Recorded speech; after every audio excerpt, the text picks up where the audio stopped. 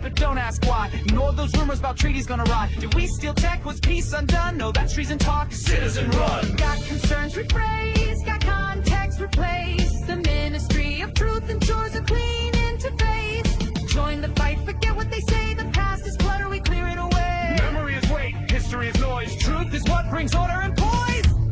Truth is war, And war is glory. The official resin tells the story. No treaty was broken, no levers were bent. The fleet came unbroken, 100%. Super Earth, facts first, Super Earth, facts rehearsed. don't dig too deep, the past is cursed. Good morning, citizens of Angel's Refuge. It is a lovely 70 degrees with a gentle breeze flowing in from the Gulf of Serenity. Where on the planet is this forecast speaking of? Pretty much anywhere on the central continent, ever since those wacky nerds in the Department of Celestial Science cracked the secret of weather manipulation. Those climate stabilizers also corrected the polar ice cap melting issue too. Good, I was concerned about that. Today's intro was Ministry of Truth approved by Echoes from the Hellpod, waxing lyrical about the worst-kept secret in the galactic sphere. The Ministry of Truth is lying to you, even when I was in charge of it. Especially when I was in charge of it. See, that's really the problem with trying to lead an immoral organization morally. You aren't going to get too far before someone plants a knife in your back and tries to take your chair. It's a rotten place, run by rotten people, and it's never gonna get any better. My only regret is that I didn't work harder to dismantle their interconnected power apparatus and make it harder for them to get moving again once they booted me out.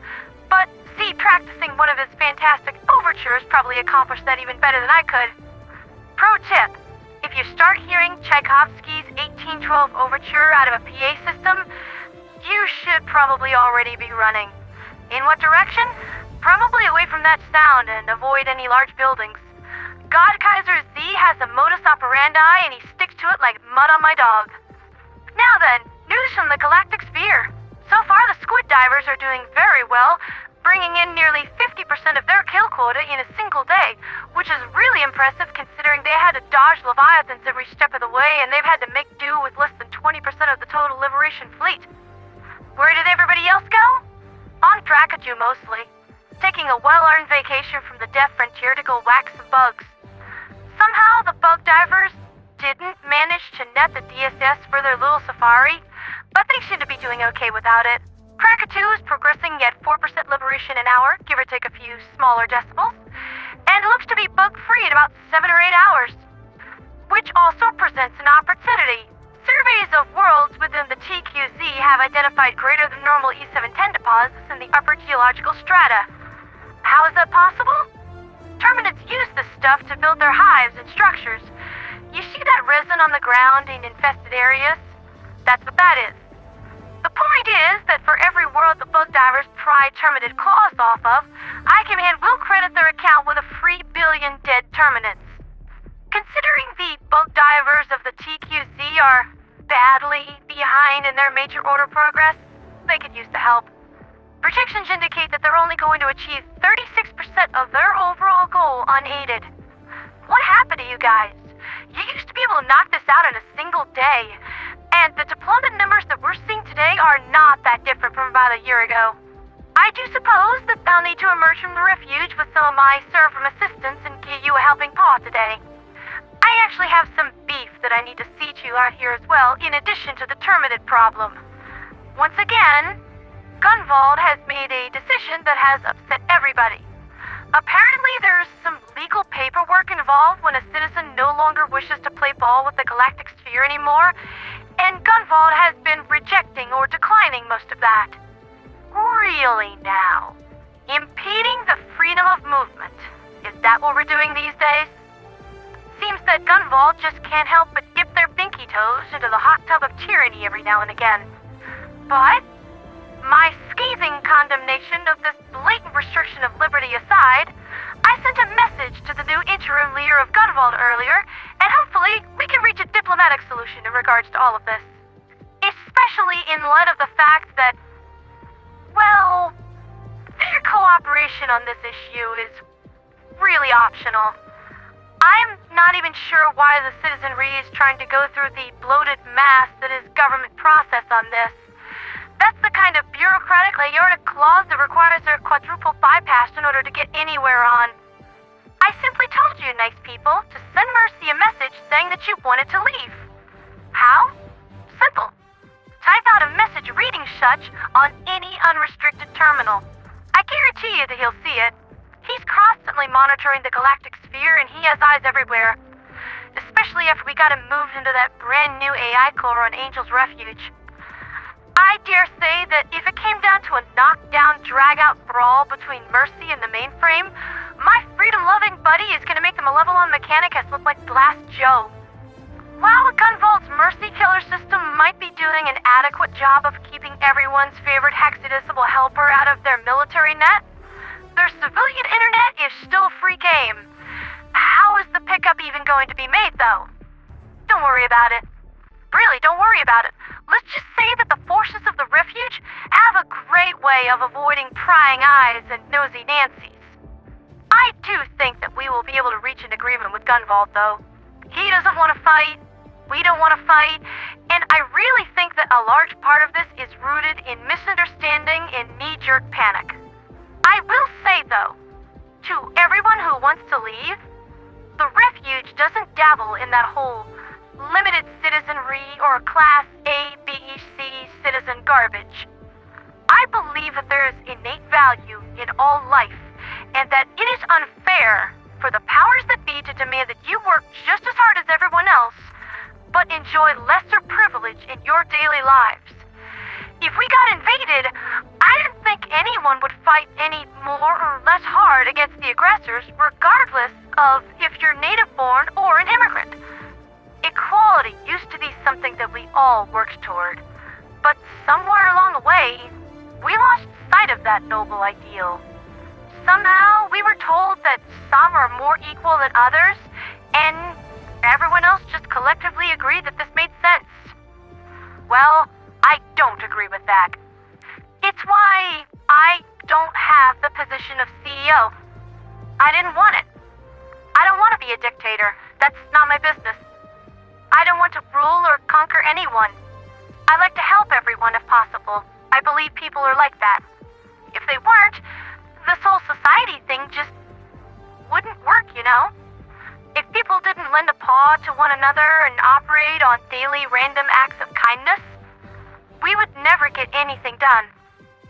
Just take a second to think about how many people it took working together just for you to hear my words right now.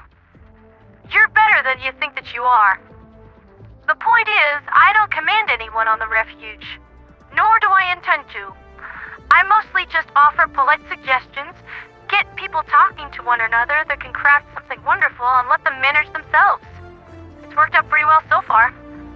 In other news, the Legion divers of Emperor Kyrian have made a move to engage automaton forces around the planet of Choepessa 4 late yesterday evening, and while the operation was technically a success, overall automaton losses were fairly minimal. It wasn't even enough to cause a blip on my liberation tracker. Blowing up a few automaton supercarriers is fine and dandy, but the mainframe has 50,000 more to replace them immediately. Yeah, this is how Leviathan-hunting squid divers feel all the time. This does answer the question of who the Legion seeks vengeance upon, though.